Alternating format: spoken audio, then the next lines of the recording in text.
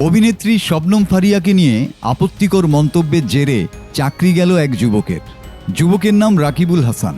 23 March সন্ধ্যায় দেয়া এক ফেসবুক পোস্টে অভিনেত্রী জানান, অভিযুক্ত রাকিবুল হাসানকে চাকরিচ্যুত করেছে বেসরকারি প্রতিষ্ঠান সাজিদা ফাউন্ডেশন।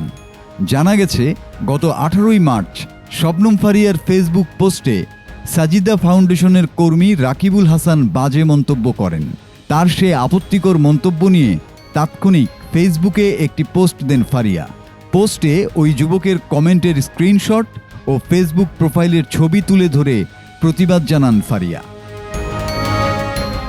গত 16 মার্চ একটি প্রসাধনী প্রতিষ্ঠানের অনুষ্ঠানে ক্রিকেটার তাসকিন আহমেদ, তানজিদ হাসান তামিম সহ বিভিন্ন অঙ্গনের এক ঝাঁক তারকার সঙ্গে উপস্থিত ছিলেন শবনম ফারিয়াও।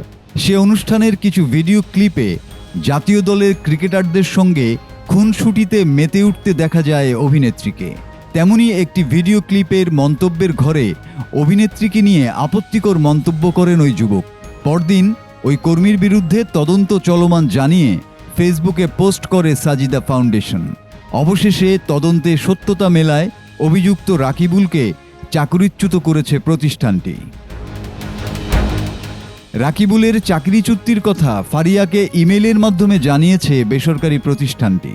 নিজের ফেসবুক পোস্টে ইমেইলটি শেয়ার করে ফারিয়া লিখেছেন, আমি খুবই কৃতজ্ঞ, বিষয়টিকে তারা খুবই সিরিয়াসলি নিয়েছেন। কিভাবে প্রতিটি প্রতিষ্ঠান নারীর বিরুদ্ধে সহিংসতা প্রতিরোধে ভূমিকা রাখতে পারে, সাজিদা ফাউন্ডেশন সেই উদাহরণ তৈরি করেছে। মাসুদ হাসান, বাংলা টিভি।